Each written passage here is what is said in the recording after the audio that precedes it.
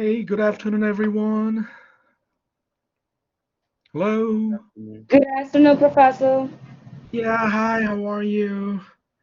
Good to hear. Good to hear everyone is, good to hear everyone's Yeah. voices. How are you? I see. Let me quickly check how many people are in the first, in the collaborate. Looks like I have 11 people, and let's check our forum, the discussion board forum. Let's see how many are there. Uh, well, I have 10, right? So actually, I have one more person in the collaborate than in the discussion board. So if you haven't signed into the discussion board, please do it ASAP, right? For your, it's for your own good. Okay. Now, so in our last class, so let me. It was a long. I understand. It was very. It could be for some people. It could be such a like torture. But uh, it's inevitable. I mean, we have to.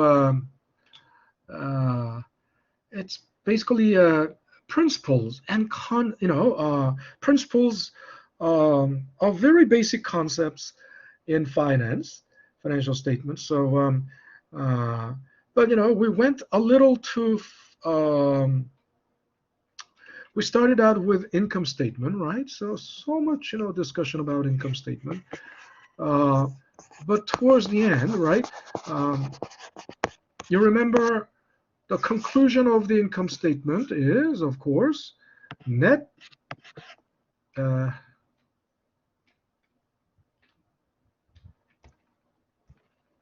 Net profit. The conclusion is net profit or EAT, right? But usually the income statement ends there. I mean, that's why it's also called P&L statement, profit and loss. But for now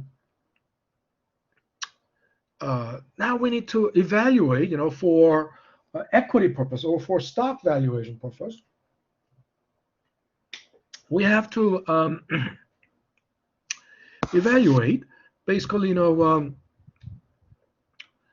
uh, what is the uh, book value per share and earnings per share. First of all, um, this is the total earnings, right? That's the total earnings.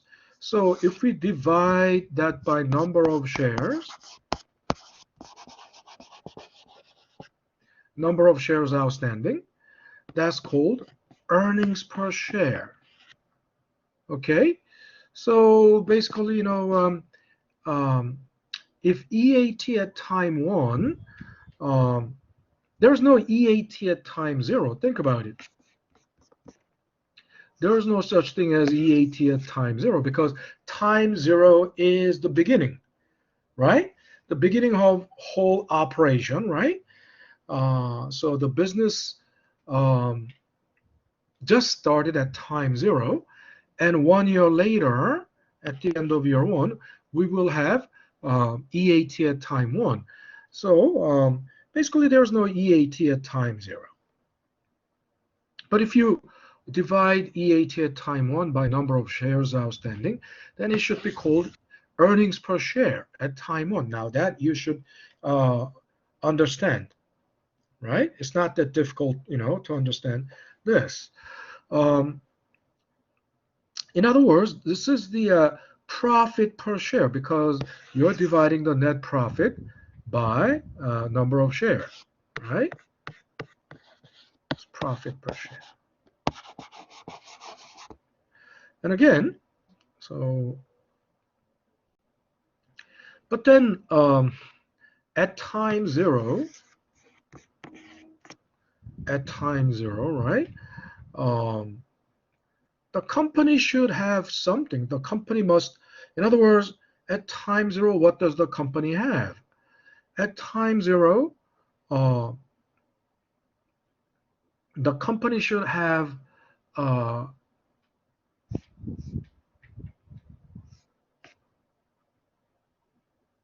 uh, before starting the production, the company should have uh, plant and equipment. Don't you think? At time zero, they will have.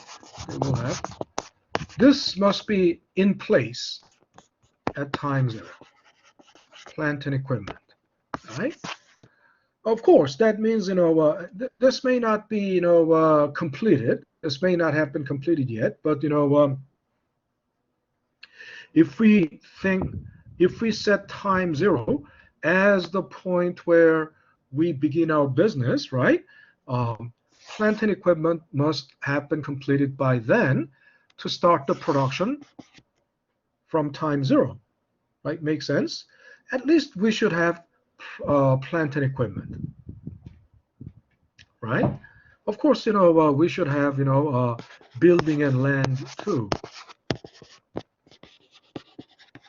Building means, office, something like it doesn't, and we may have some land for, where the building is built on. Of course, we have to have a claim on the land if we have our own building. If we sometimes, uh, the companies just lease the building, right? Companies just lease the building, but at least sometimes companies must sometimes they also lease the plant and equipment as well. But for a very common or ordinary case, the companies will have their own plant and equipment, building and land, uh, and then they will need to have some working capital,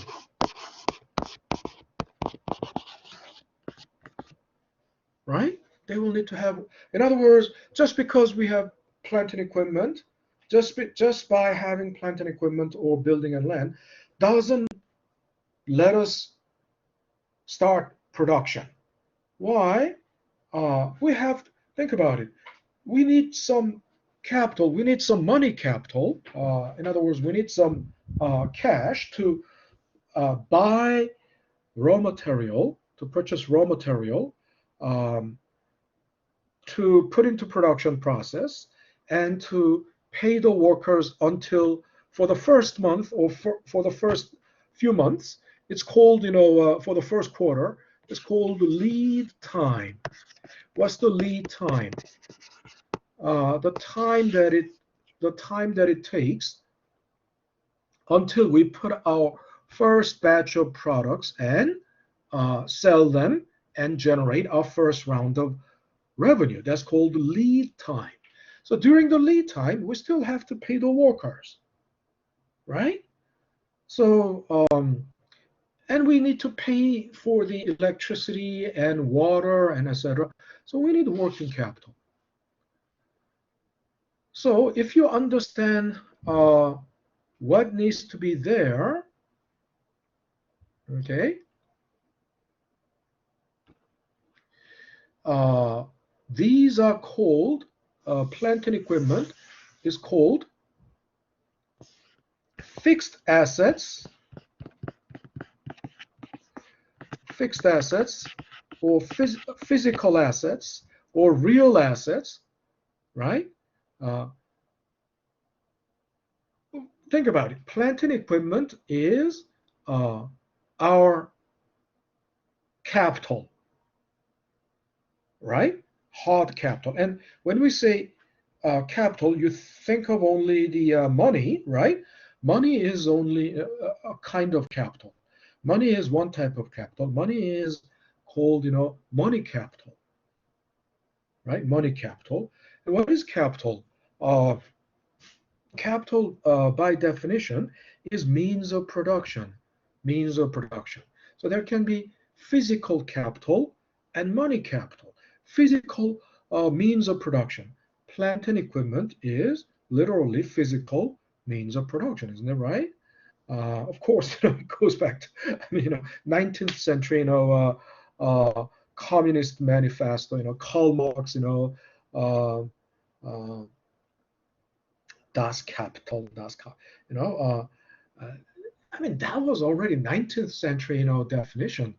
Uh, it's not only the Karl Marx's definition. I mean, in 19th century, even before 19th century, uh, it was already capital was already defined as means of production. Means of production, right?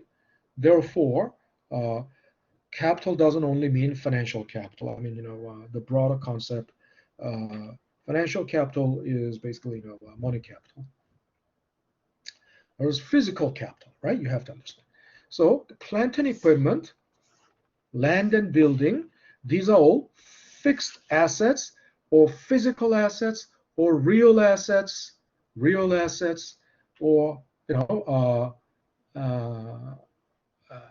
what did I say? Fixed real assets, uh, physical assets, hard assets. I mean, there are many names it goes by, but we understand, now, oh, that's means of production. So planted, obviously, it would be planted equipment, building, and land. Okay, and working capital is basically money capital, right? So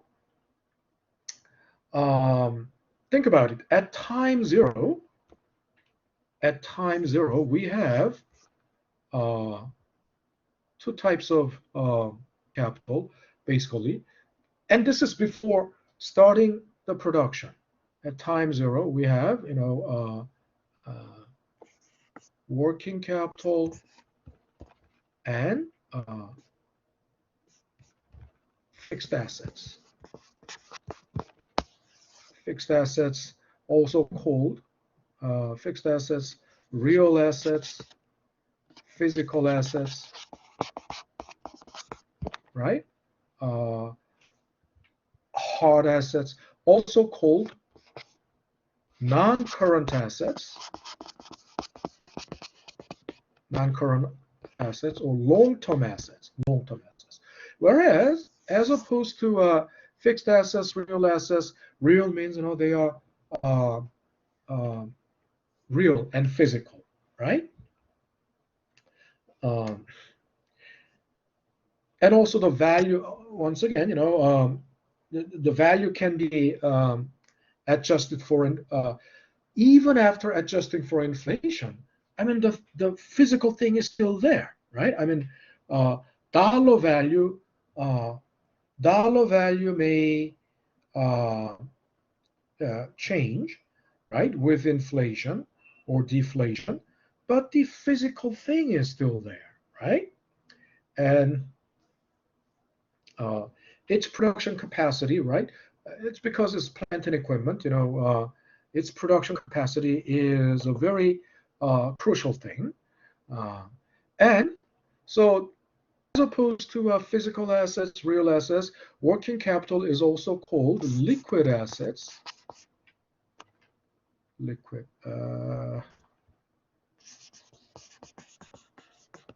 And we already defined the liquidity before, so it shouldn't be that difficult. Liquid assets, short-term assets, and then current assets.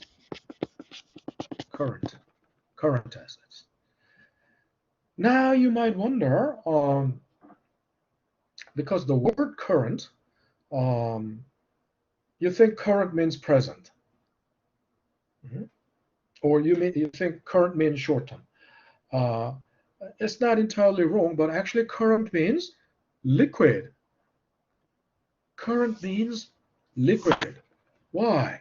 Think about it. The electric current, what does current mean? It's running. Current means running.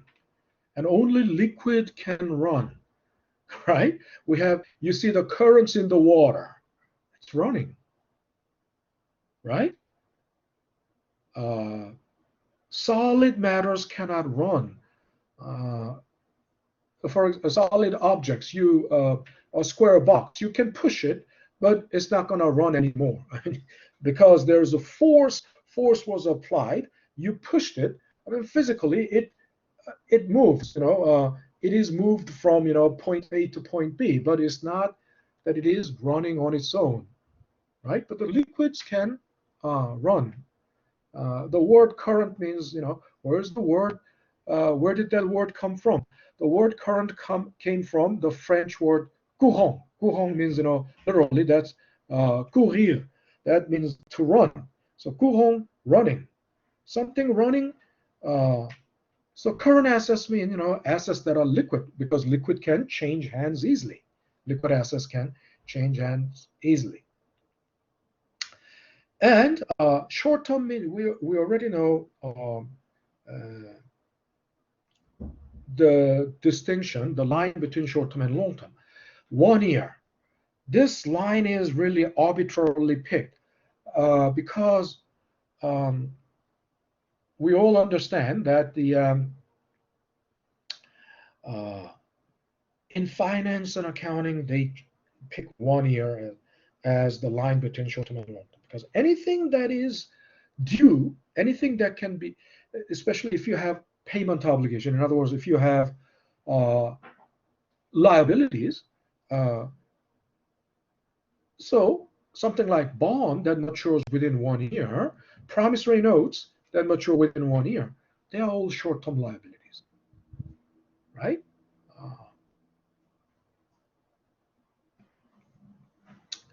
And so short-term assets mean assets that can easily convert into cash within 1 year. Of course, liquid assets can turn into cash, even within the day, I mean, it shouldn't take much time. I mean, at most 3 weeks, 1 month. That's why they are called, current assets or short-term assets, right? Now then, think about it. Then we need to let's say, then at time zero, what is the total asset value at time zero? Of course, total assets is the sum of current assets and non-current assets. Okay, I'll have to. So, what's the dollar value of total assets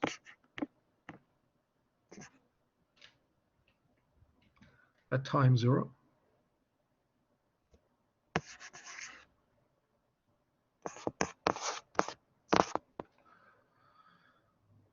Of course, the total asset value, once again, then it consists of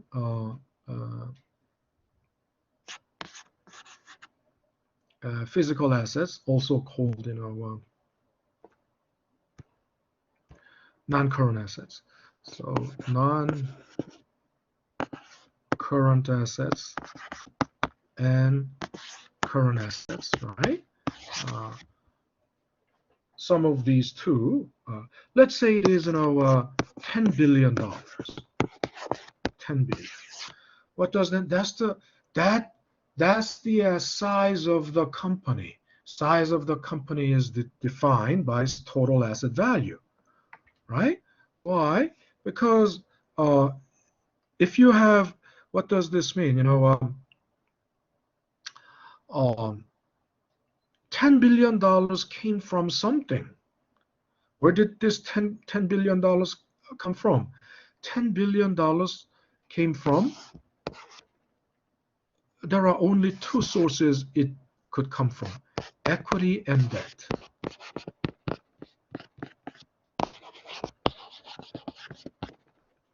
Okay? Equity and debt. Of course, debt is, borrowing. Equity is your own stake in it, your own investment in it. And when I say your own, that sounds like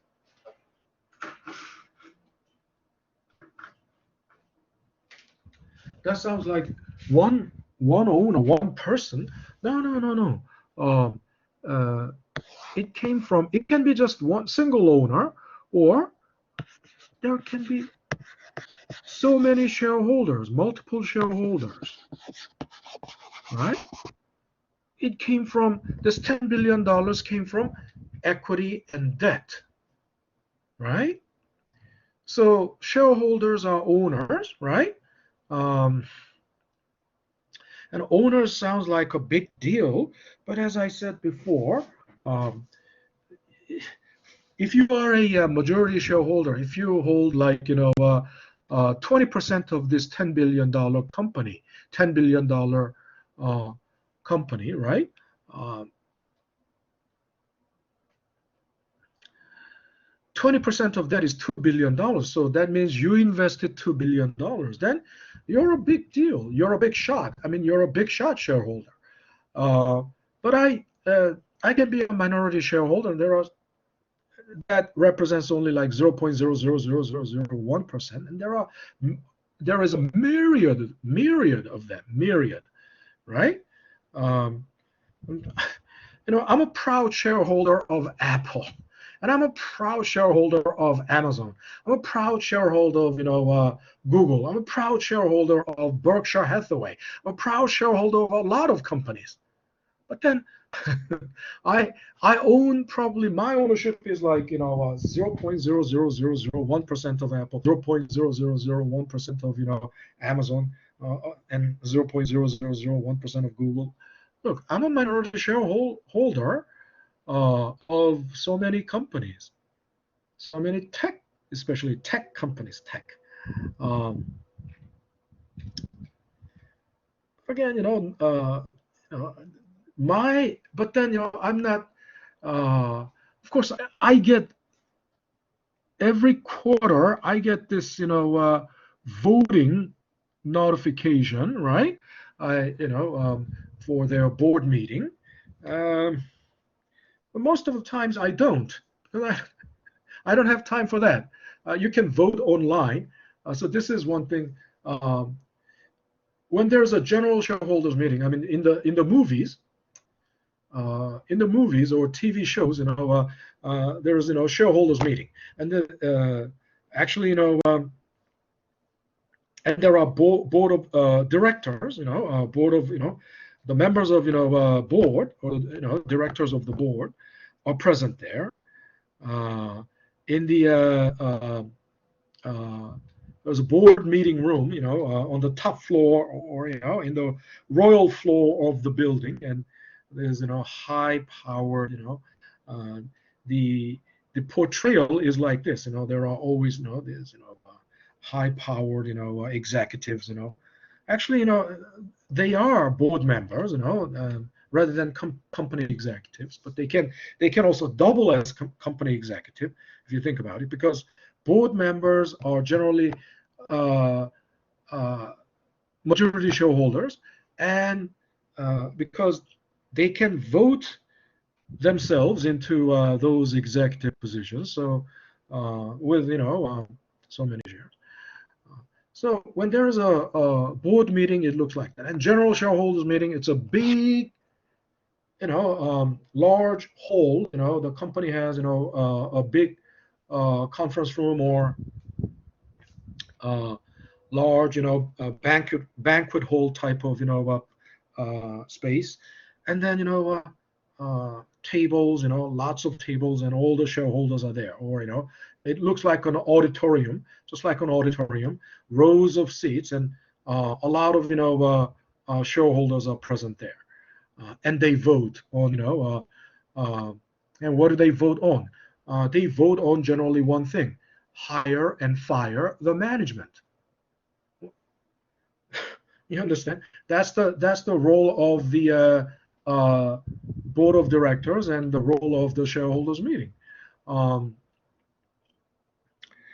uh, that's generally the image you have in your mind when there's a big, annual general shareholders meeting, right?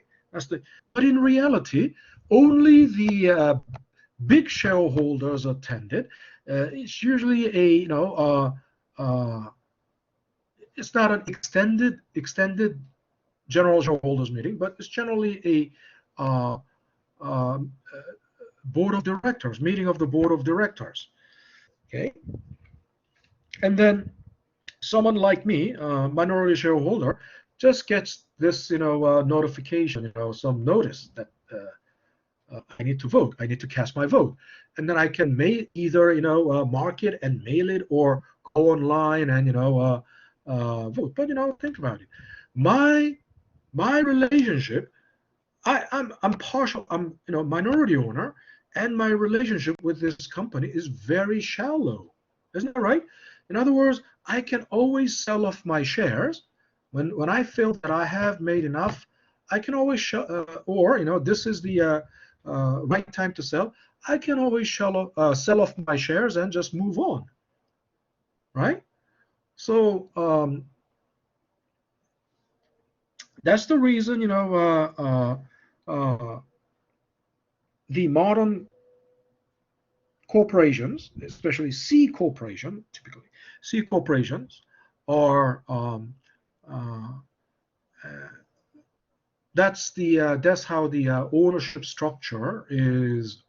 Uh, what the ownership structure uh, looks like in the modern C corporation. Um, and that's why in French, corporation is called société anonyme. Anonyme is anonymous. Anonymous. Why? Minority shareholders are really anonymous. They don't know who you are. They don't care, right? And minority shareholders generally, if they want to actually influence, if they want to influence, because we are sick and tired of, majority shareholders. They are using us as the pawn. I mean, we are just taken for a ride, and all of these, decisions, are only in the best interest of the majority shareholders. Then minority shareholders can exercise their proxy vote. I mean, they can vote together. Even if I'm 0.001%, and if there are, like, about 51%, 51% of the ownership is, held by minority shareholders, and if minority shareholders, because 51% is the supermajority, isn't it right? Nobody can beat 51%, isn't it right? In voting, right? If we basically, that's, democracy is, basically a system that awards 51% supermajority, right? Because the other is 49%. So even by, 2% uh, margin, 2% difference, uh, you can have it your way. So if the totality, the entire total minority shareholders are 51%, they can all, band together and vote together through proxy vote.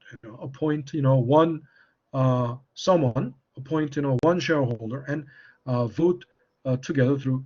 Then, minority shareholders can make a difference, of course. But the point is, what I'm talking about here is, okay. Uh, so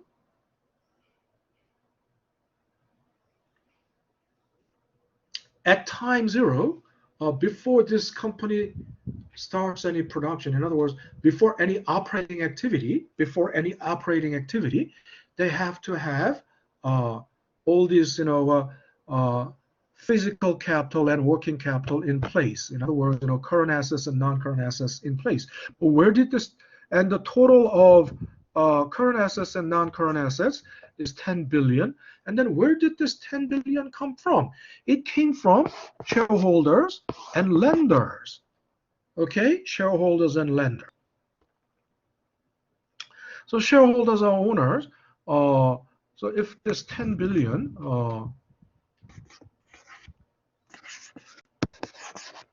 called total assets, where did it come from? Came from shareholders and lenders.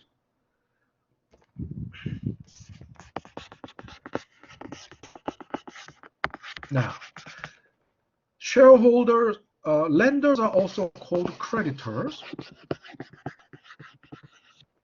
Creditors. That's what lending means, you know. Lenders, creditors, um, uh, bondholders, debt holders. They all mean the same thing. Bondholders and debt holders. You remember, bond is basically debt, and remember, companies sell bond to borrow money. So bondholders are debt holders, and they are also creditors and lenders all at the same time. I mean, those are synonyms. You have to know them by all these different names. Okay, shareholders, they are also called stockholders.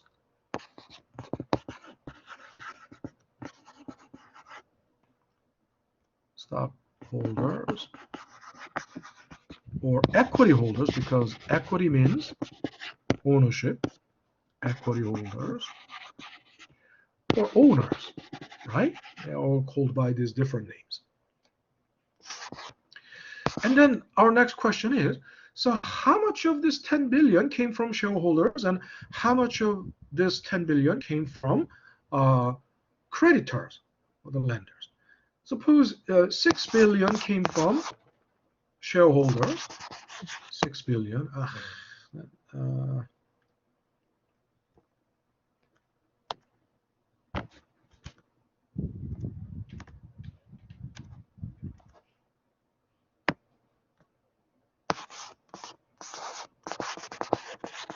6 billion came from. That means the other, 4 billion must have come from debt holders. Okay. Now, we can tell also, 60% of our total assets came from equity. 60% came from equity, and 40% came from debt or liability. Now, this percentage or this ratio is called capital structure. Capital structure. It literally means your total asset or total capital is structured this way. Total assets or total capital is structured this way. 60% equity and 40% debt. Okay, so now we came to a new concept.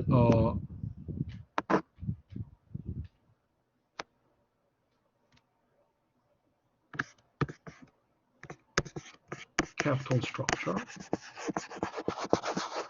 And balance sheet is about the capital structure. Balance sheet. Okay, when we started on the financial statements, I said on the day one, I said income statement is about profit.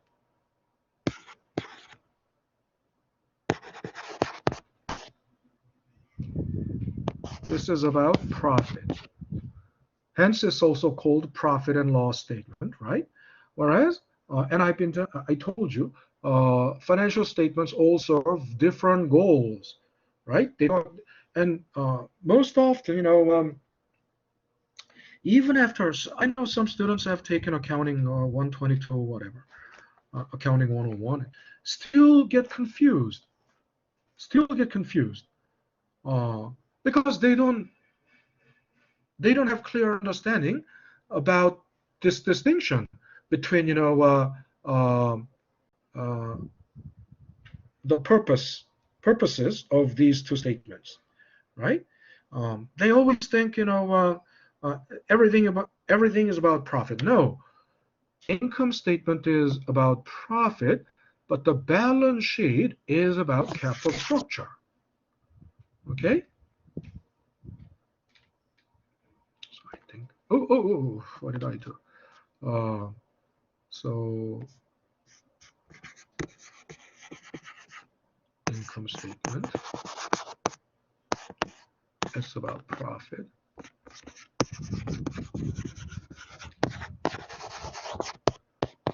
Balance sheet is about capital structure.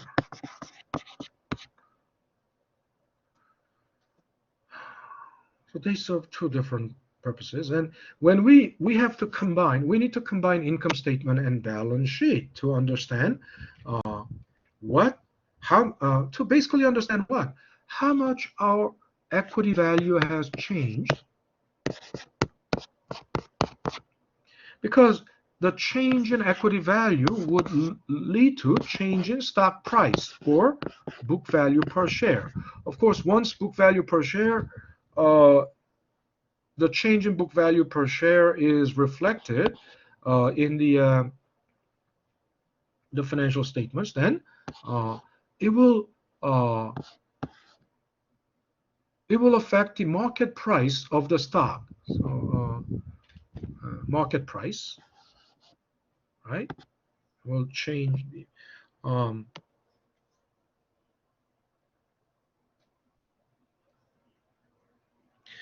so because they have two different purposes, the line items that that make up income statement and balance sheet are all different, right? The line items are different. There are like two common line items, but other than those two common line items, all the line items are different.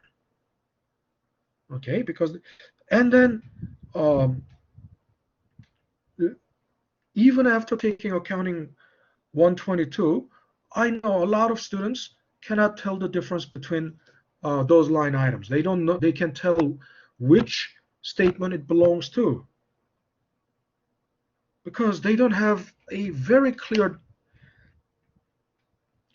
distinction in their mind, the definite.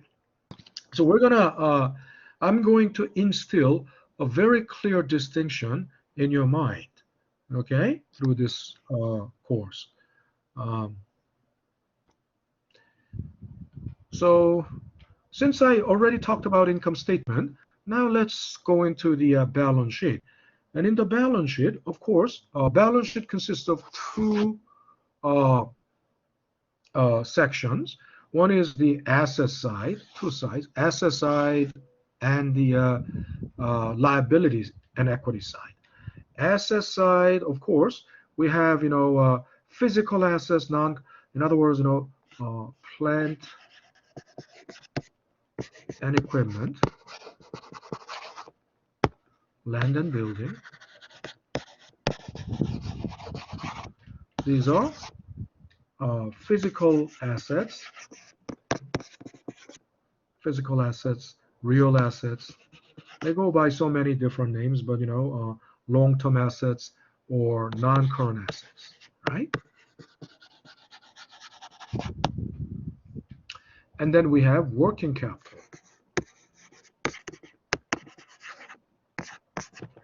I'm gonna so working capital consists of, so I'll just put it like working capital, also current assets or liquid assets, and they are basically current assets consists of, we already know what physical assets consist. They are just mostly plant and equipment, land and building, right? Our current assets, of course, cash, most of all, cash first, and it's in the order of liquidity, because the higher the liquidity, it comes first, and then marketable securities. Marketable securities means, these are the securities that can be easily liquidated or, traded in the financial market. So they are basically stocks and bonds.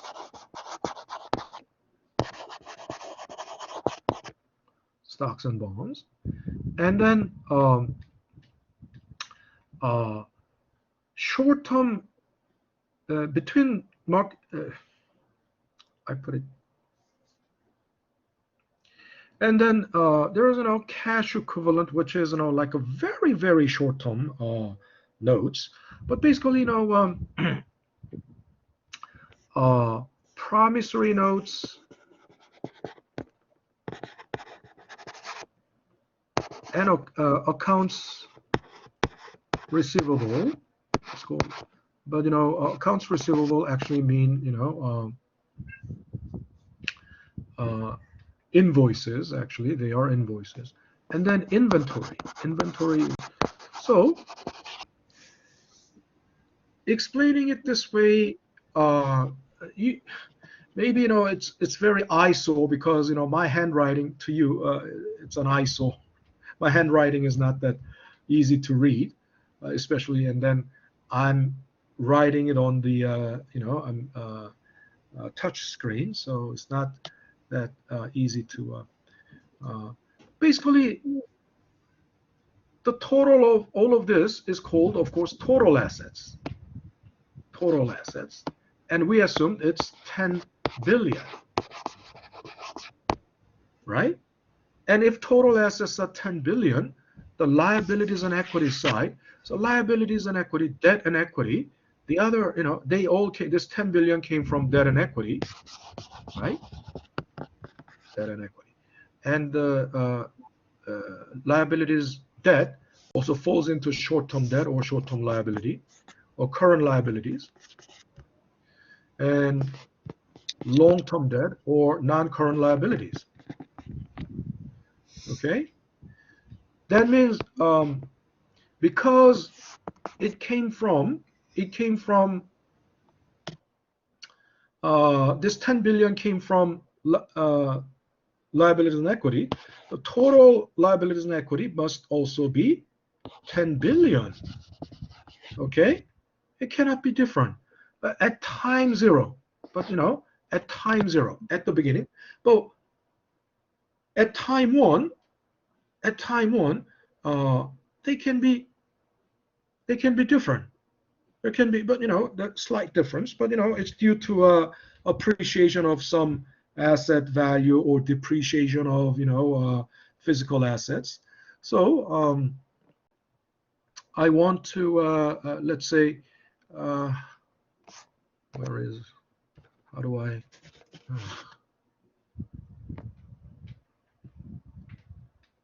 okay, I gotta get okay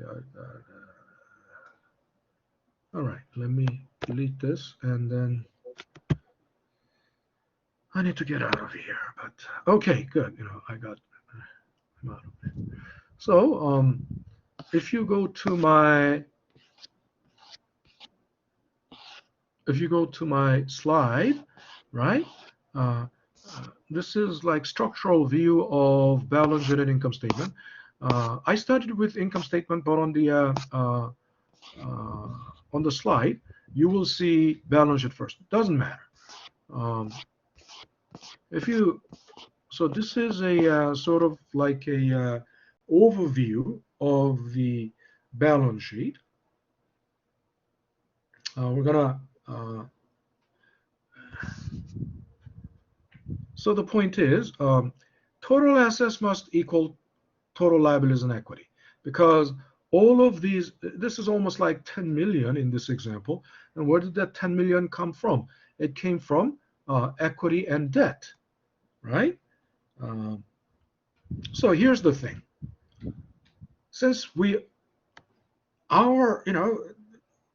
this topic is focused more on what the return means, return on investment means from the company's perspective, right? Remember, topic one was about how we should look at return on investment from macro perspective, macroeconomic perspective. Topic two is about how we look at the return on investment from microeconomics perspective. In other words, from the firm's perspective. Therefore, okay, how do I make it? How do I make? Now, of course,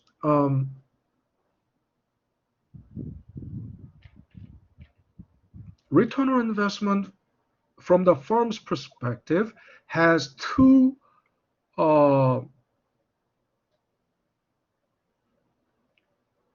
can be measured by two things or two ratios. First is because what we are interested in is return on investment. Two things. One, ROA, that's return on total assets, and ROE, return on equity, and then ROA is basically,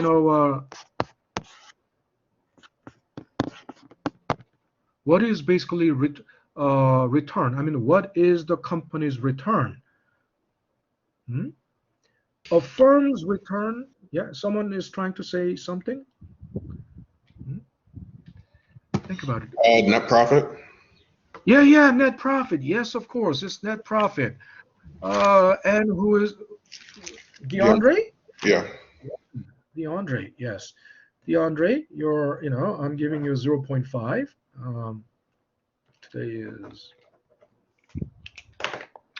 yes, net profit or EAT. That's net profit, right? Also, then, because think about it, net profit is the fruit. Net profit is the fruit of the tree, right? Suppose we have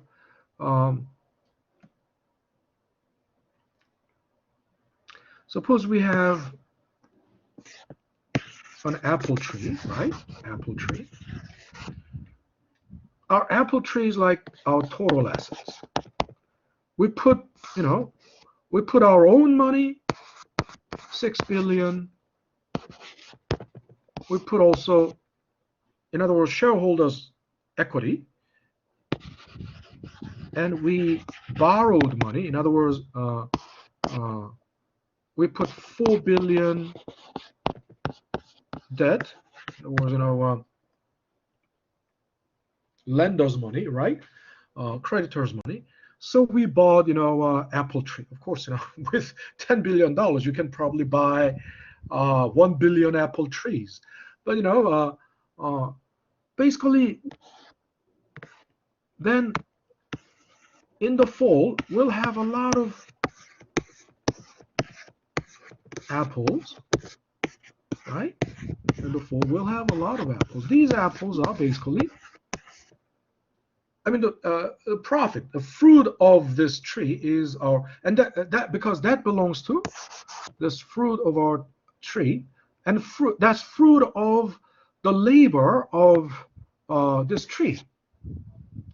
Tree doesn't do actively any labor, but passively it's doing everything. And it's also, it's the workings of this 6 billion, right?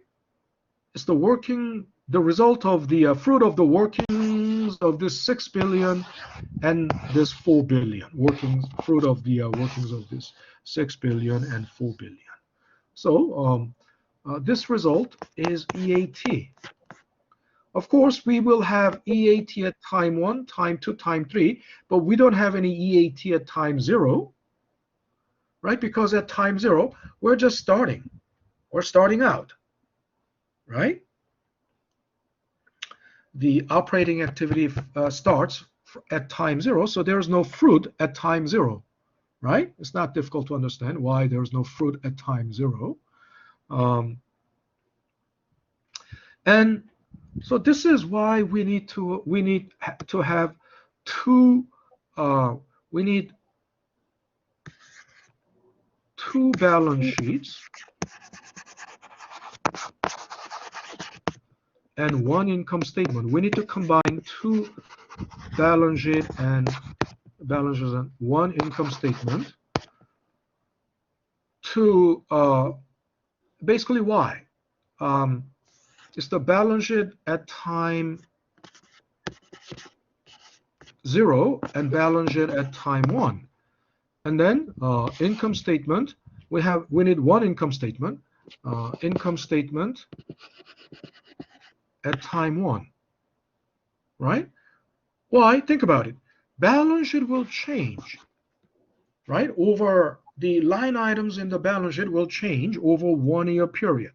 Why? At least that change can be caused by income statement, right? The change is explained by income statement.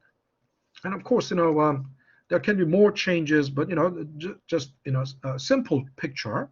Um, at least what changes? Nothing. Even if other things don't change, at least equity will change. Equity, in other words, equity will change. What does that mean? Um,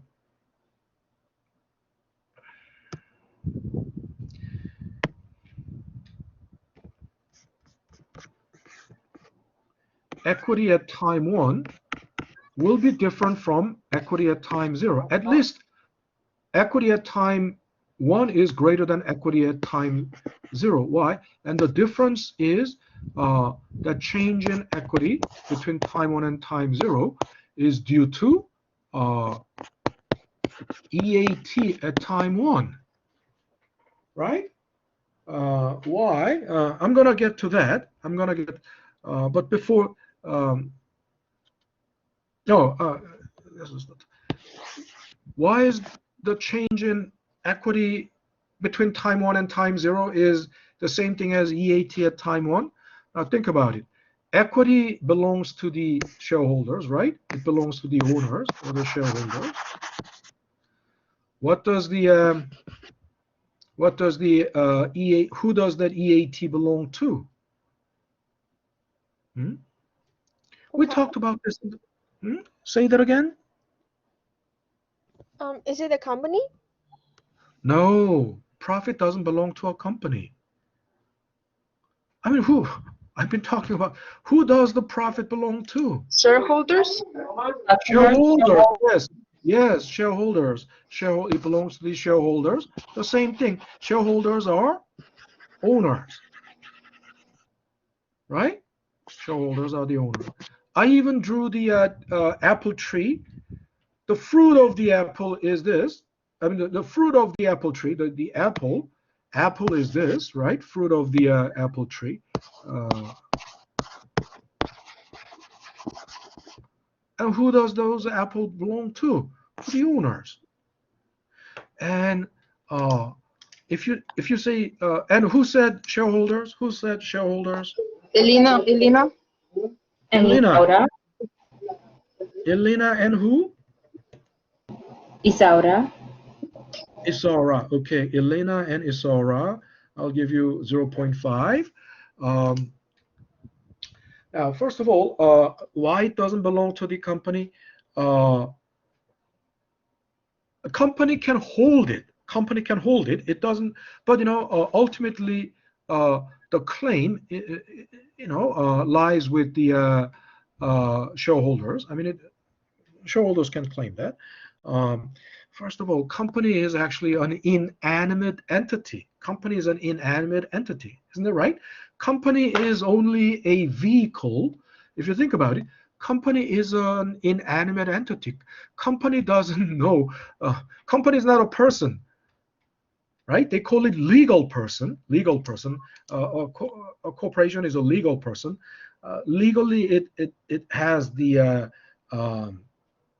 obligations like a but company is actually what it's an inanimate entity without the people. It's a structure, a legal structure. It's an organization. There are you know managements and officers and executives, and but basically why does someone form a company? I mean, why do the shareholders form a company? SpaceX, Tesla. Of course, you think Elon Musk is the founder. One of the founders. Elon Musk couldn't have you know formed those companies by himself, totally by himself. I mean, he needs shareholders. I mean, how could he? The capital must have come from somewhere. The equity, right? Startup equity must have come from somewhere. So shareholders. And why did the shareholders form the company? Because they want the company to generate profit for them. In other words, a company is a vehicle, if you think about it, or vessel, vehicle, to channel the profit to the shareholders, right? To the shareholders. It's just a vehicle for making, channeling the profit to.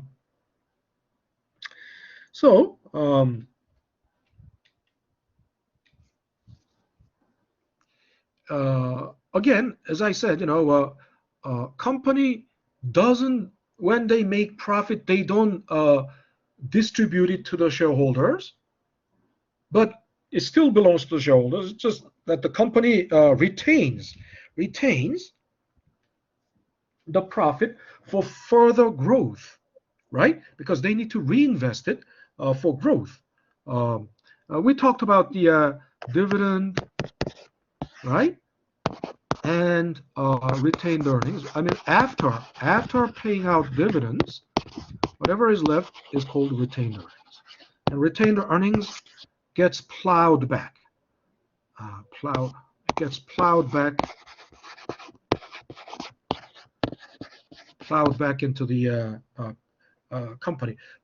They need to use this internally generated capital for their to invest in their growth, right? So that's called a plowback. But anyway, again, so the point is, at time zero, the company had equity, and that equity is called equity at time zero. Of course, they had debt, but at time zero. But this is irrelevant at this point because think about it: profit or EAT at time one belongs to the shareholders. It doesn't belong to the debt holders, right? Right? Makes sense? In other words, okay, all right. So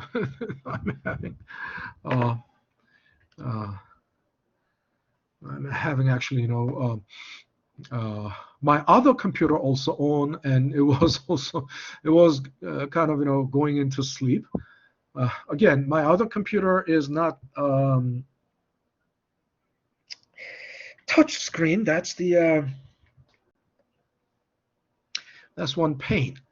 I hooked up my other laptop to the 27-inch monitor, so I can use use it as dual monitor. But what's the point? I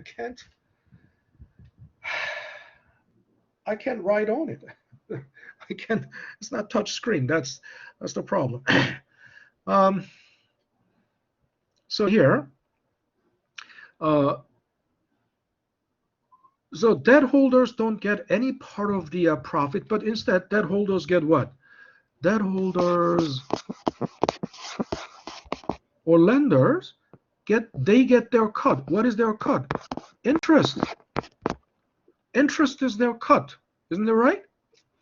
Now, and since profit belongs to the owners, there are in terms of nature of capital, in terms of capital component, I mean, there are two.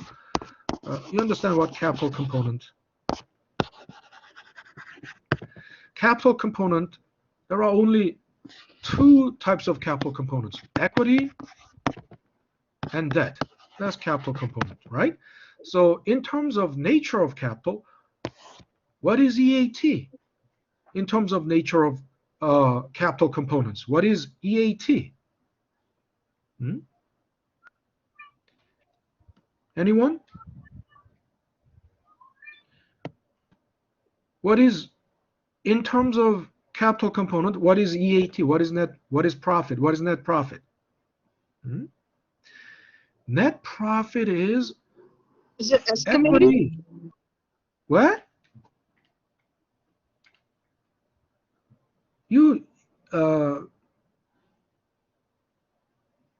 you're breaking up. You broke up already. I don't know. You should speak. Want to say something?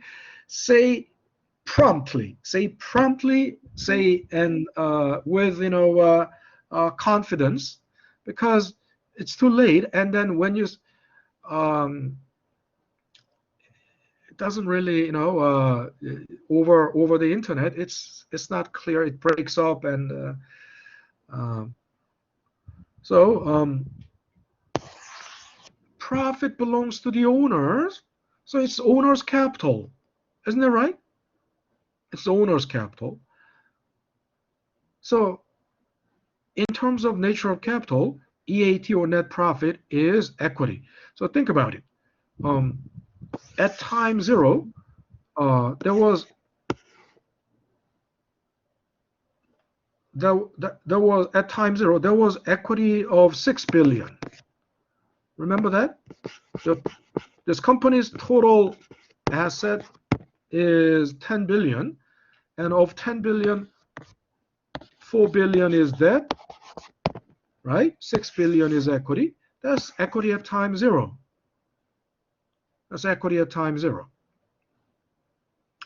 And I told you this 6 billion and 4 billion in terms of in ratio or in percentage is 60% and 40%. And I told you that's called capital structure.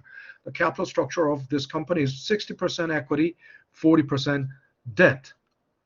Okay, and the 6 billion is equity at time zero.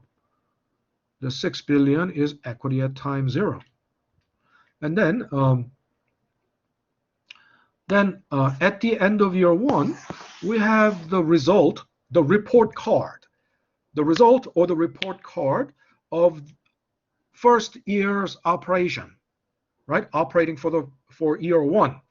That's called EAT or net profit, which is like apples on the apple tree at harvest. So then think about it. Our equity increases by EAT1. Isn't that right? And therefore, at the end of year one, equity, the total amount of equity or the level of equity at the end of year one, which is equity at time one, is exactly equity at time zero plus EAT at time one.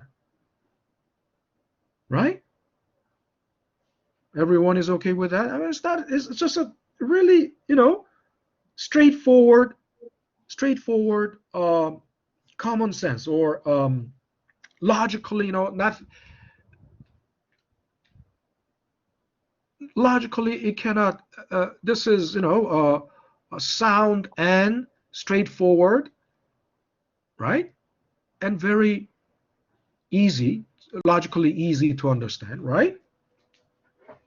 So now we come to okay. So it's 7:08. I think this is a good time to take a break. So let's take a 10-minute break and come back at 7:20. Okay? Let's take a 10-minute break. How do I?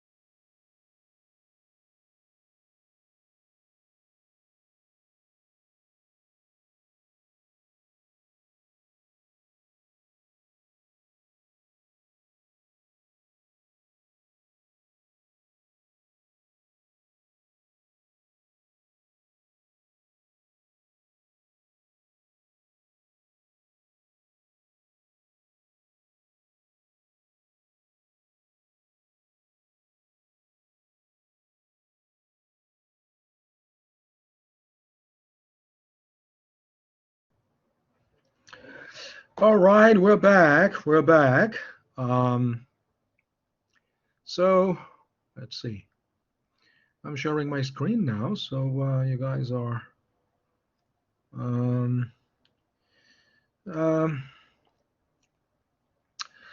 So let's think about it. As I said before the break, we concluded that the um, equity at time 0 plus EAT at time 1 is equal to equity at time 1. Yeah, unless there is no new stocks, no new shares sold. I mean, most of the times, when the company from between time 0 and time 1, because time 0 you just start up, right? You're a startup, and you just started out at time 0. Over 1 year, you're not going to sell new shares, right? And besides, and I'm going to get to that even later, companies generally don't have new round of public offerings. The shares sold at time 0, right? When they or the shares that were sold at IPO, initial public offering,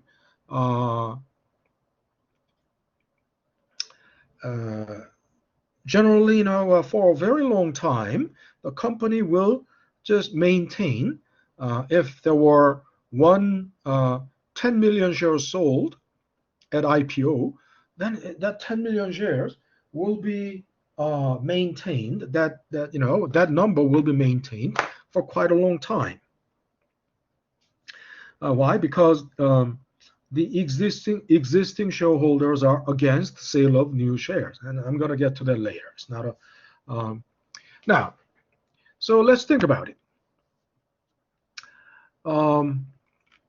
Equity at time 0, if and again, we know it is 6 billion, right? That was our assumption in our example. Remember, the other 4 billion is debt, right? So we don't bother with the debt because it doesn't, it is irrelevant to what we are discussing now. And suppose we had EAT at time 1 is 1 billion. That is that is unthinkable. I mean, that is if a company made 1/6 of 1/6 is like 1/5 is 20%. 1/6 would be somewhere like 16.67%.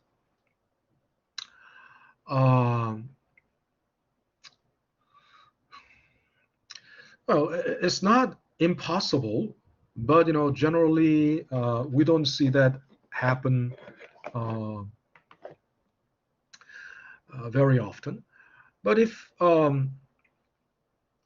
if the company made 1 billion for profit, net profit at the end of year 1, then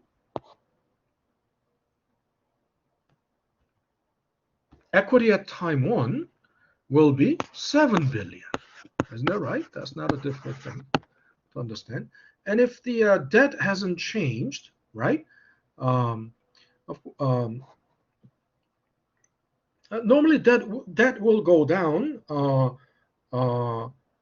because you are paying off partially, every year, every quarter, every month, unless you got more debt. Again, there's no reason to do that for the company to for a company that has 6 to 4 or 60% and equity and 40% debt capital ratio. In other words, 6 to 4 capital ratio. capital structure. I'm sorry, capital structure for a company that has 6-4 capital structure. They wouldn't want to make it, 5-5 or 4-5, right? They don't want to make it, 40% equity, 60% debt, right? They would rather want to make it. Um, uh, they would rather turn the capital structure to 70% equity and 30% debt, not the other way around. And it's quite clear why. Because if the capital structure turns into like 30% equity, 70% debt, then the financial distress, it's called, financial distress increases. That means default risk will go up. Default risk will increase, drastically. And the management doesn't want that.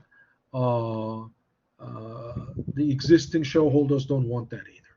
But anyway, the point is, um, this 6 billion is called paid in equity or paid in capital, literally. Isn't that right? Where did this 6 billion equity come from? Because they sold shares.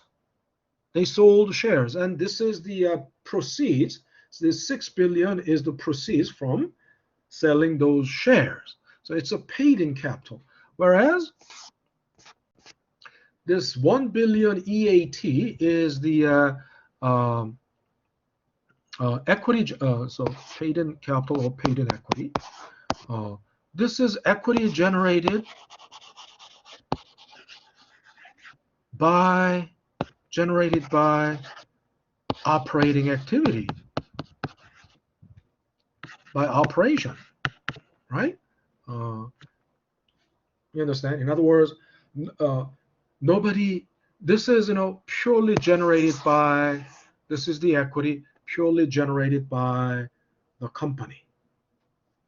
Okay, that's the equity purely generated by the operating activity of the company. Right now, the company is now self-sustaining. I mean, you don't need. It's like you don't need any more blood transfusion. You don't need to just infuse blood anymore. The company can now. And you want think about it. If you're a parent, you don't want your child to become dependent on you forever. I mean, you've invested in your parents. You've raised them. You've raised your child. Put them through school, put them through college. There was a lot of investment, and the child is now a grown up and got a good job with Google, got a good job with Federal Reserve, or got a good job with Goldman Sachs, JP Morgan, and brings home the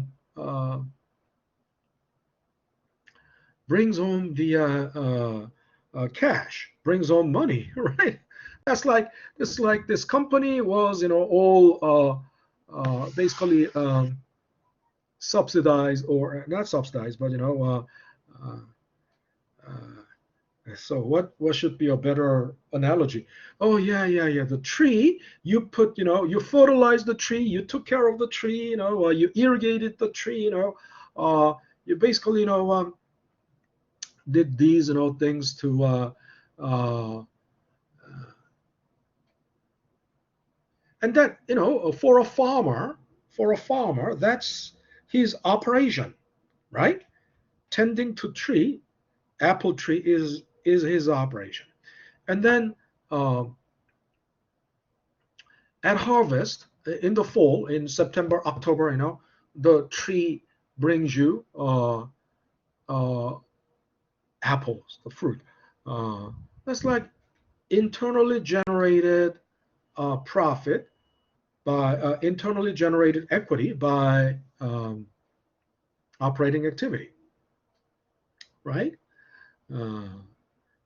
since the tree analogy was raised again, since the tree analogy was brought up again, let me tell you, who does the apple belong to?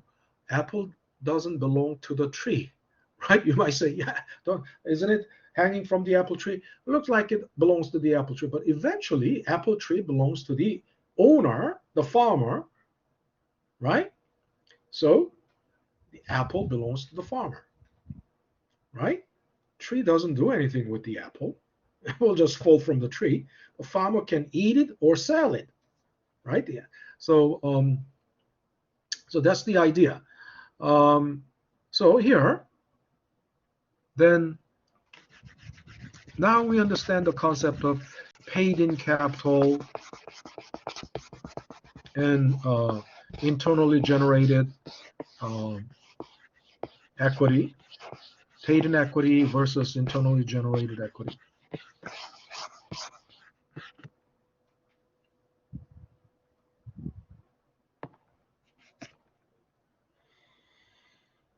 And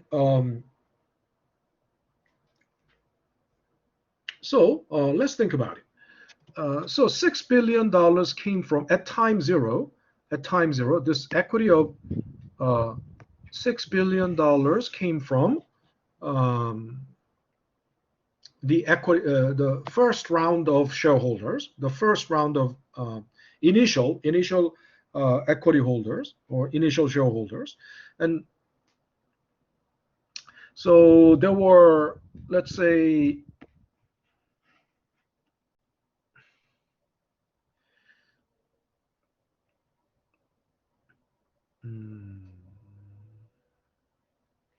600 million shares sold.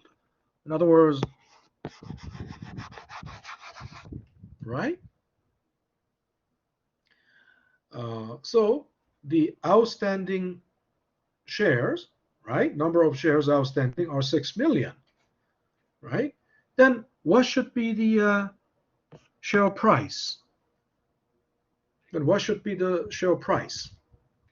Anyone?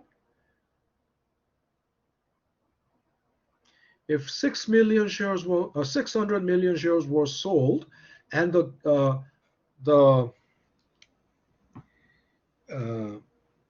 cash flow from the money from that sale of stocks was 6 billion, what should be the share price then? What was the share price? Anyone? It should be $60, no? It should be what? 60? What? I'm sorry. Can you You hear me? Six. six? What? Yeah. 600? How Yeah. can it be 600? $6. Six. $6? $6? Is it Hong Yes. Kong? No. How can it be $6? I mean, think about it. 600 million shares times $6. Does it make it 6 billion?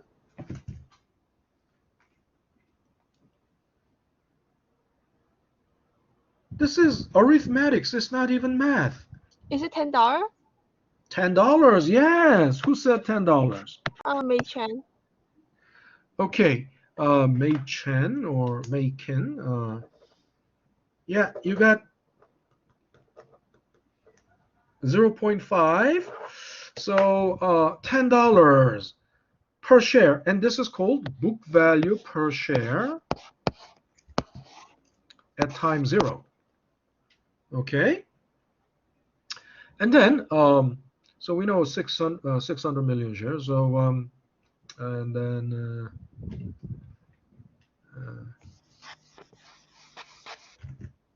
then profit per share. Then what should be the profit per share? What should be the profit per share? Of course, we divide this by 600 million.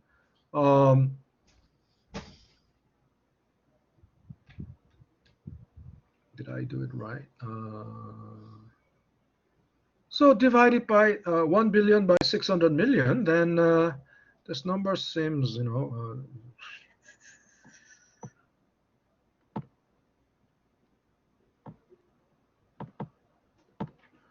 Yeah.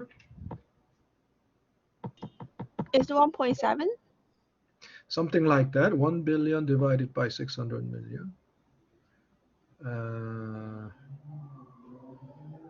How many zeros are those? You know, I gotta give it one more zero. 9 zeros make 1 billion, and then divided by 600 million, 600, and then 3 zeros, another 3 zeros.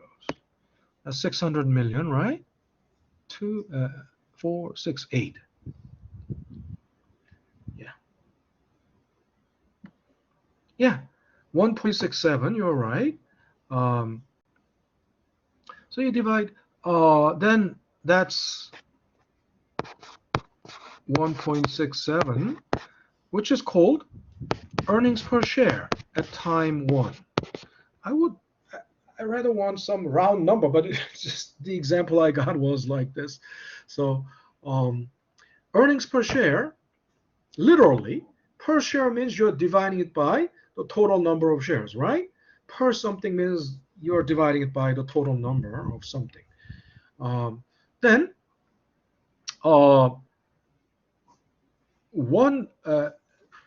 then what does this mean? You know, 7 billion. I mean, you divide 7 billion by equity at time. So total equity at time 1 is since 7 billion. You divide it by 6 million, and then you will get, you know, you don't even have to calculate it. It's going to be $11.67. Why? And that's called book value per share at time 1. Why? Either whether you divide 7 billion by 6 million, 600 million, right? It would have been easier if I just made it 100 million. If I made it 100 million, it would have been 6. So let's make, okay.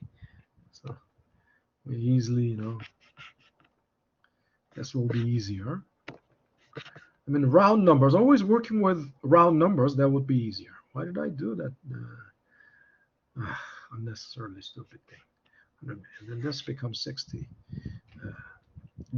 And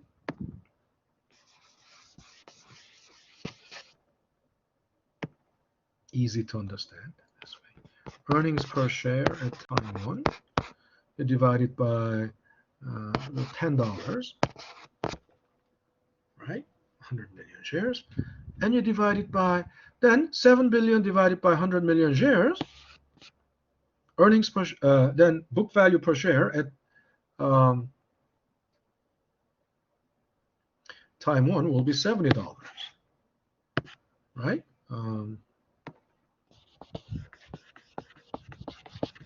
Okay, that's not that difficult to understand, right?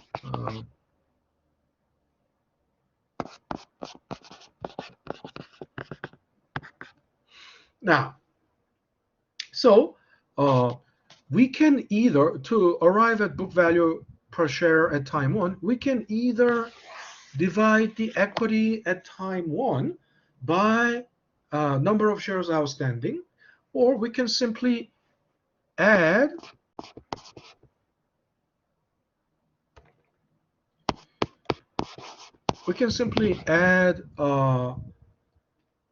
earnings per share at time 1 to book value per share at time 0, and then you arrive at the same result.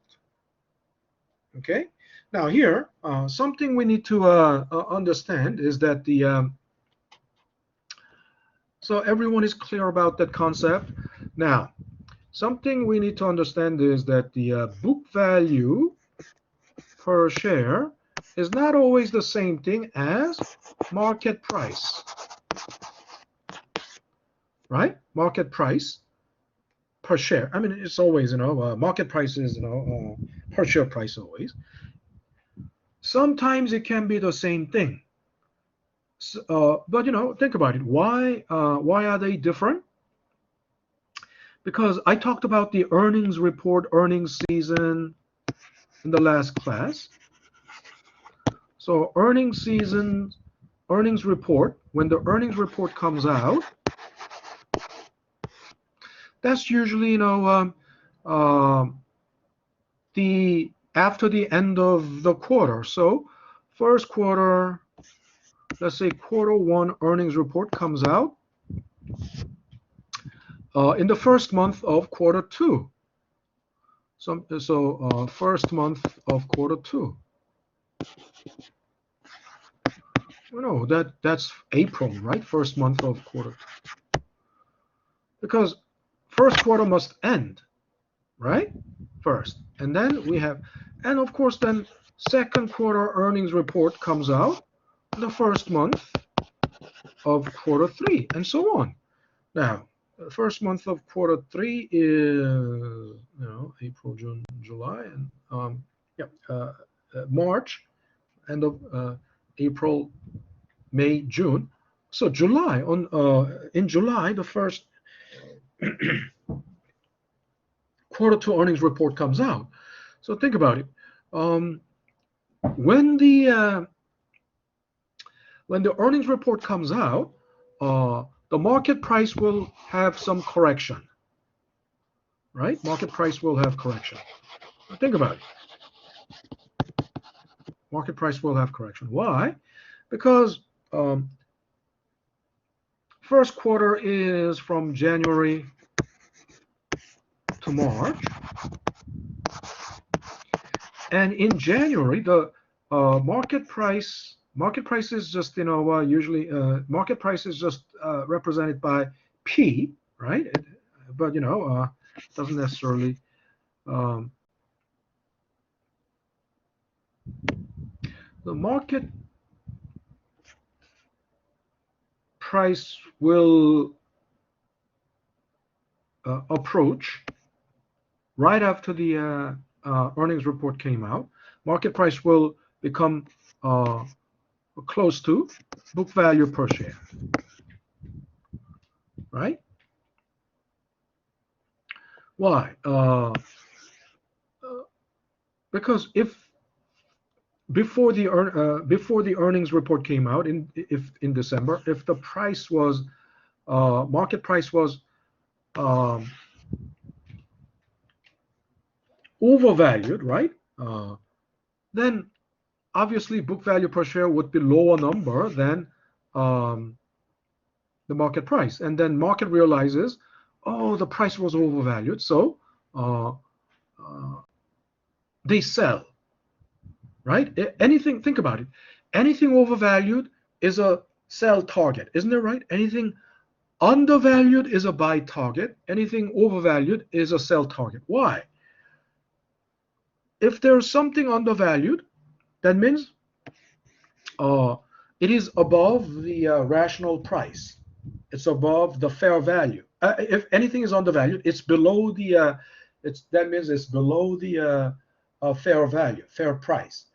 Then that means fair price is above the market price. Then if you buy it now, you're buying it cheaper. You're buying it at cheap price, and you can sell it at the fair value, right? And you can realize profit. So the demand for undervalued, think about it. Without any analogy, without logical thinking, intuitively you understand if anything is undervalued. If anything is undervalued, I mean, suppose your iPhone 13 is under. How much is I don't. Let's iPhone 13 is, let's say, $1,300. Let's say iPhone 13 is $1,300.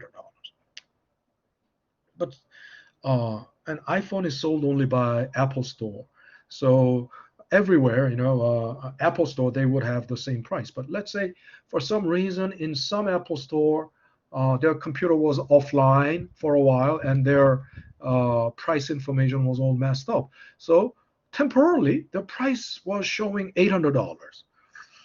If you could find such an Apple Store, don't you think you're gonna buy Apple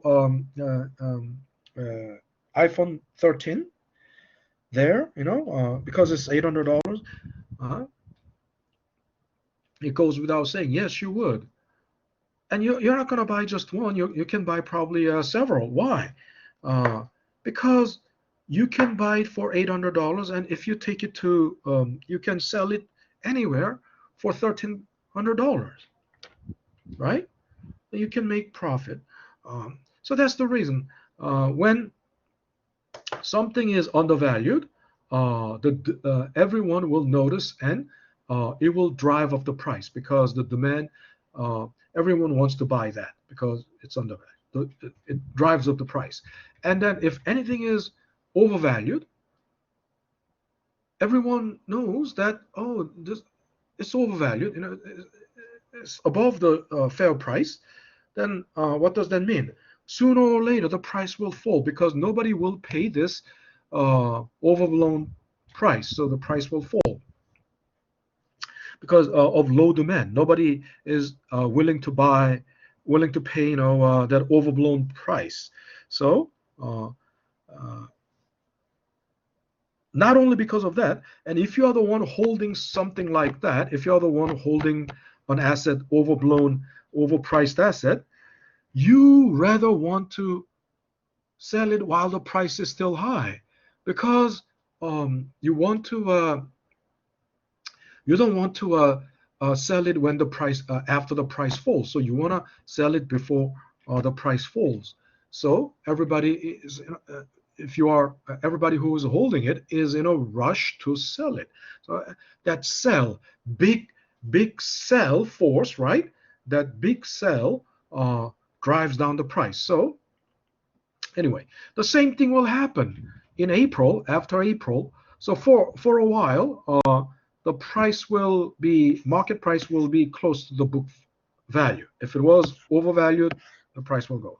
If it was undervalued, the price will go up. But as time goes on, that was early January, but then, by February and by March, you don't know what book value per share is, because they only release the earnings report only quarterly, right? You understand why? Because all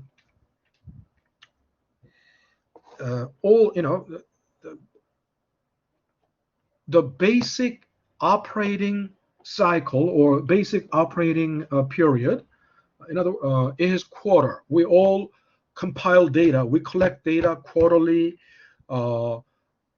The balance sheet and income statement data are collected quarterly. In other words,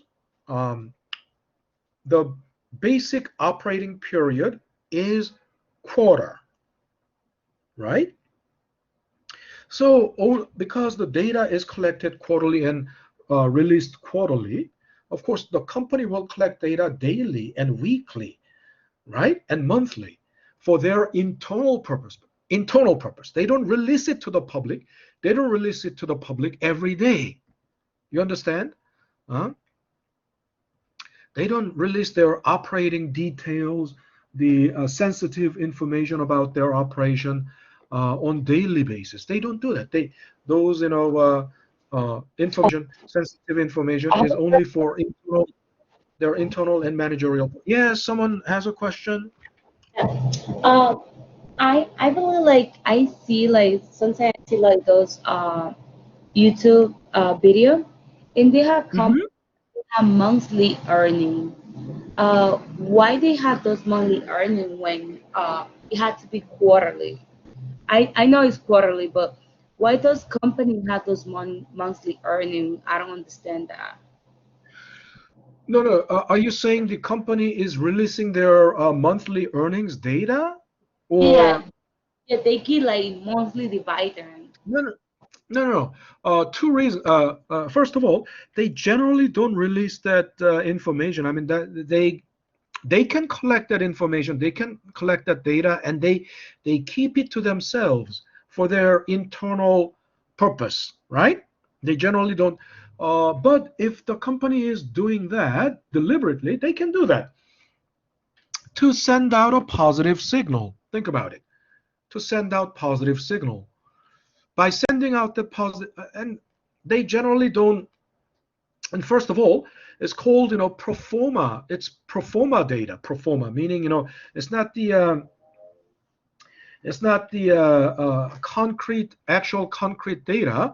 It's generally some, projection, or it could be some real data. But month to month there will be a lot of, month to month there will be a lot of noise. A lot of, fluctuations month to month. There could be a lot of fluctuations. So if ever they do release the monthly data information, monthly earnings information, then it's because they want to deliberately send out a positive signal. And why do they want to send out? Why do they send out positive signal? Well, to pump up their, that way it will keep their stock price up, isn't it right? By those, positive signals will pump up the price, right? So that is the main reason why they do that. But generally official, that's not official. Usually, official data is always quarterly, right? Official data is always quarterly. Okay. Okay, All thank righty. you. All right, you're welcome. So you don't actually think about it. You don't. The data that I'm talking about is from their operating, the result of their operation. The data that I'm talking about. But for if you're a stockholder, you can calculate your earnings from the stock, only from the stock. I mean, not there from the operation, but eventually it will, the profit from the operation and the profit from purely, growth in stock will be reconciled at some point. But for example, you can easily from the stock, you can, a month ago price, let's say, June, we know what was the price of that certain stock at the end of June, and then we have price of the stock in July, and we can calculate the return. I mean, we already know, what to do. Holding period return. Actually, return over 1 month is just, price at time t plus 1 minus price at time t over price at time t, and it's not. And this difference, capital gains, that's profit for you, actually, from the stock. But that doesn't necessarily reflect the real side. I mean, because the market may not reflect the real side correctly, right? But anyway, so where was I?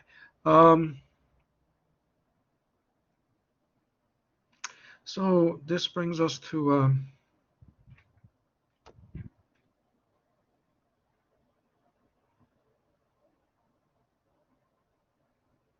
okay. So I talked about a lot of things. First of all, equity at, so to summarize, equity at time 0 divided by number of shares outstanding, that's called book value per share at time 0. Of course, this may not be the same thing as market price at time 0. It may, and then the price will, right after the earnings report, market price and book value they can converge, right? They can be something similar, but again, until the next earnings report, the market price will deviate from the book value, right? That's quite obvious. Understand why. because you're in a vacuum of data. Um, the company will release the next. The company will release the earnings report only in 3 months. Only in 3 months. So during that time, I mean, as markets, it's all markets expectation. If market has very positive expectation, if the market has positive expectations about this company, and the market price will move up, it will move away high above the book value at time zero. And if the market forms negative expectations about this company, then right, the market price will fall below the book value at time zero. And as to Isora's question, right? I said, they are, if they release monthly data, then the monthly earnings data, then it's to send out positive signal. That way, the price will, market price will stay above. The market price will keep going up, right, or climbing, right, above, and then so let's say equity at time zero divided by number of shares, that's book value per share at time zero. And then when 1 year later, the company will have the fruit, or the fruit of operation, right, fruit, which is net profit, or EAT at time one, and then you divide it by number of, again, shares, which is called earnings per share at time one, right? So if you and then if you add them, that's equity at time one. Again, you divide it by number of shares. Then it becomes book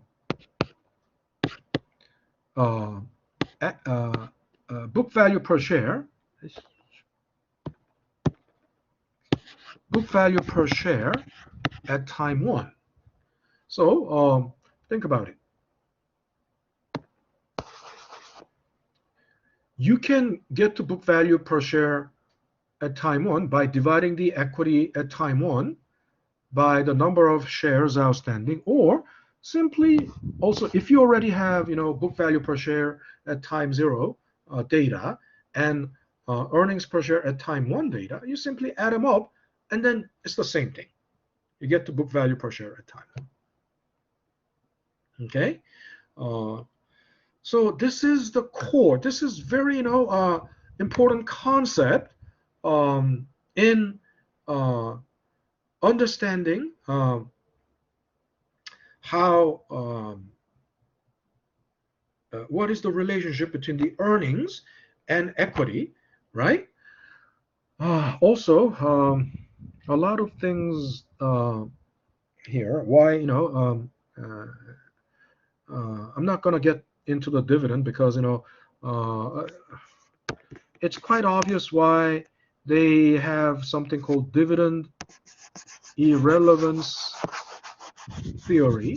Dividend, and I briefly mentioned that in passing, because if you receive dividend, you know what X dividend is? X dividend, they say the stock is trading X dividend. That means they have paid out dividend, right? So the price X dividend price is always lower. Why? Because dividend is, if you think about it, dividend comes out of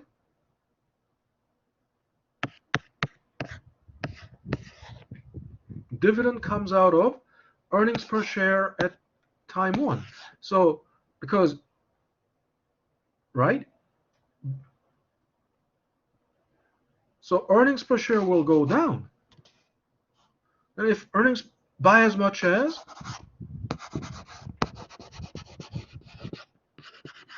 the dividend, right? Dividend per share, right? So that also means That's the same thing as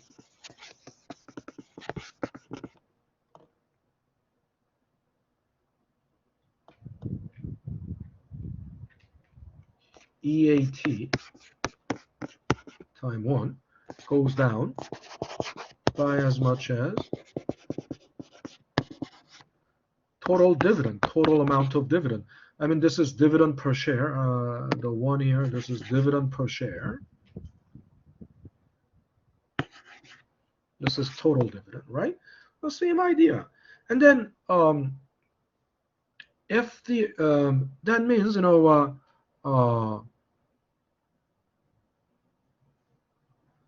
the next book value per share at time 1 is smaller by as much as the dividend. So if they pay out dividend, you receive, let's say they paid out $2 per share as dividend. If they paid out $2 per share as dividend, and then their stock will trade like $2 below. And it goes without saying. I mean, if they don't pay out dividends, let's say the stock is, let's say $10. But if they pay out dividends, because that $2 dividend came out of the earnings per share, EAT, in other words, the stock will trade at a smaller price, $2 below, right? By as much as $2 less. So if they don't pay out dividend, the stock will trade for $10. If they pay out $2 dividend, the stock will trade for $8. So if you have received $2 in dividend and sell your share, then you'll get $8 from that. Together, it's going to be $10, right? If they didn't pay out, on the other hand, if they didn't pay out dividend, the stock is trading for $10. So you sell, you get $10. So basically, then what? It's the same banana, isn't it right? Whether they pay out dividends or not, it doesn't change your value of your holdings. I mean, when you sell, it's still $10 if they don't pay out dividends. But if they pay out dividends, you have $2 in received from $2 received in dividends and $8 from sale of the stock. So it's still $10, right? So that's dividend irrelevance theory.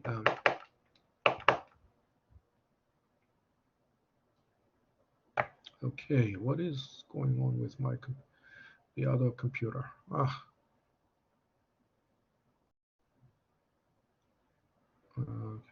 Sorry about that. I think. Okay. Now, where was I? So this brings us to the big picture, because we were previously from the firm's perspective, right? How do they measure return on investment from the firm's perspective? So that's microeconomic perspective. Two measures, right? One is ROA, return on assets, return on total assets, and ROE, return on equity. Now, ROE is quite obvious.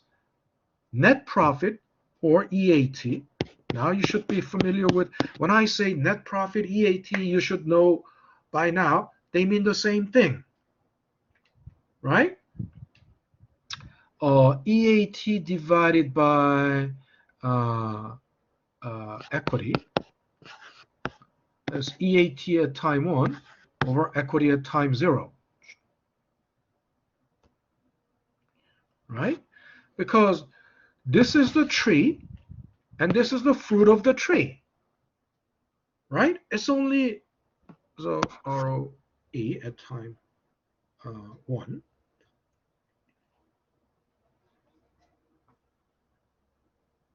I don't know. They generally don't put any time. If ever, if you put time marker, it would have to be at time 1. So it's quite natural. I mean, how else can it be? I mean, this is the apples, fruit of the tree. This is the fruit. Dollar value of the all the apple on the tree. Dollar value of the tree. You know, that's return on equity. And then return on total assets, right? Return on total assets.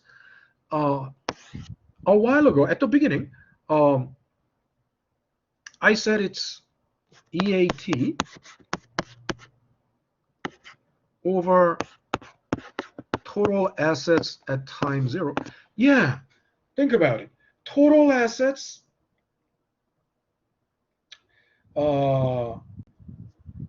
total assets is the determines the production capacity of the company, isn't that right? Everyone makes sense. So, and I've been telling you, of a company is like a vehicle, right? A company is like a vehicle to channel the profit to you. So basically, why did you borrow 4 billion, right? And why did you put 6 billion into this company? All because with 10 billion, uh, with the production capacity that the 10 billion can support, right? With the production capacity that those $10 billion can support, how much fruit can it bear? How much fruit, or how many fruit, right? What kind of harvest can it generate? So total assets is the size of the firm. And think about it, with $10 billion, total asset of $10 billion, the tree you can buy with $10 billion would be much greater than the tree you can buy with only $6 billion. And, right, makes sense, 6 billion. Let's say you buy a tree purely by equity, only by equity. 100. So think about it.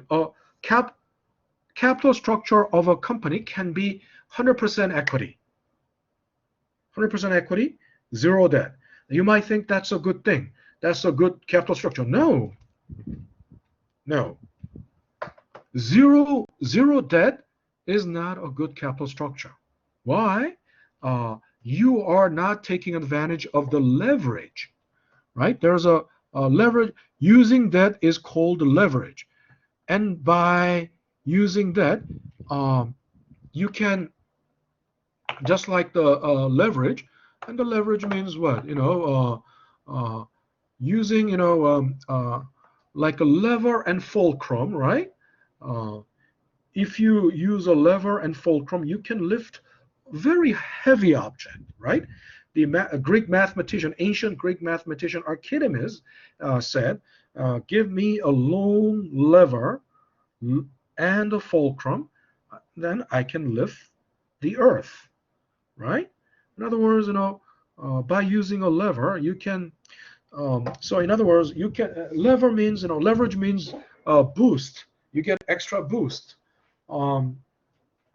So by using that, the company's earnings per share can be bigger than without using any leverage. Okay, that's why it's called leverage. So 100% equity company is not necessarily a good thing. 100% equity company is less efficient in terms of its ability to generate profit, right? Earnings, it's less, right? So there is an optimal capital structure, something called optimal capital structure. And optimal capital structure is not like 100% equity, 0% debt. optimal capital structure is found somewhere between, empirically, for most companies, empirically, the optimal capital structure is found somewhere between 70% to 60% to 70% equity, which means then and 40% to 30% debt, right? Optimal structure is found somewhere there. And the optimal capital structure is what gives, highest earnings per share and maximum possible stock price. Okay? So think about it. The tree with $10 billion, you can buy a bigger tree that has bigger, more harvest, that can give you more fruit, right? Than $6 billion tree. But then again, that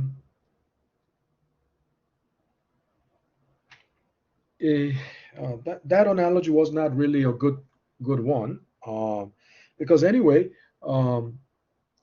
if it gives a bigger, what I'm saying is, EAT would be the same thing, because EAT belong anyway. Whether what I was trying to say was, if total assets is 10 billion, it has a bigger production capacity than total assets of 6 billion. But this example, 6 billion is not total assets, but equity. If it is 100% equity financed firm, 100% equity financed firm, then 6 billion is equity as well as total assets. But in general,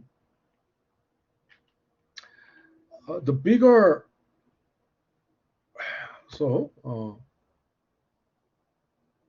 the greater the total asset size, right, will result in higher EAT. So 10 billion total asset. Think about it. With 10 billion, the plant and equipment, it's greater than, obviously, a company that has $1 billion total asset size, the plant and equipment, think about the plant and equipment.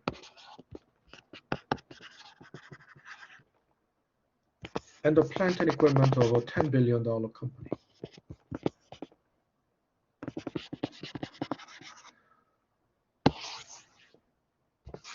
The size of the plant and equipment is almost about 10 times, right? And then with 10 times the, that means if the plant size is 10 times, right? Equipment is 10 times the $1 billion company, then the output capacity, production capacity is also 10 times, right? So, this took a lot of time to,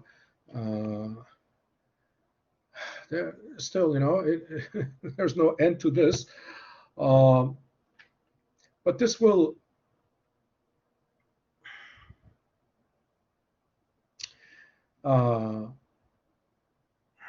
give you enough food for thought, right, to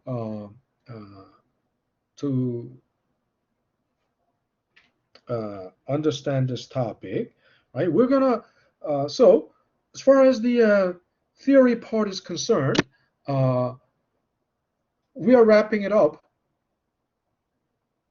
the theory part today. I mean, if it is necessary to bring it up at some point later, we will. I will.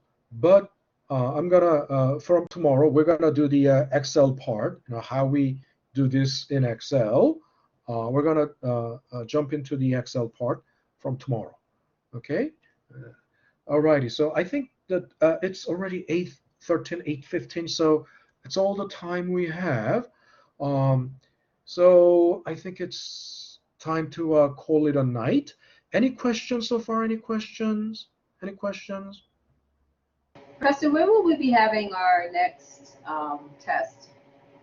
After this topic is over, after the financial statement is over, then that will be the first quiz, quiz 1. Will that Okay. be this week, this weekend? Yeah. Most likely, it will be yeah, it will be end of this week or this weekend. Yeah, pretty much. Thank you. All right, you're welcome. All righty, so okay, unless you have any other questions. Professor, it's gonna cover the 3 chapters that we went through so far. No, we are yeah, I believe so. Yeah, I'm sorry. I'm sorry. I thought normally, in the first quiz will, yeah, cover yeah, ROI and financial statements. Okay? The first 2 topics, So right? it's the first 2 then, right? Yeah, first 2 topics. We've covered 2 topics so far, isn't it right? Where's my mouse? No, you release the third. Or It's been two yeah, topics. hmm? It's been We two. have, yeah, 2 topics, right? We have had only 2 topics. Topic 1, ROI and macroeconomy. Topic 2, financial statements and macro view. These 2 topics, right? Alrighty, so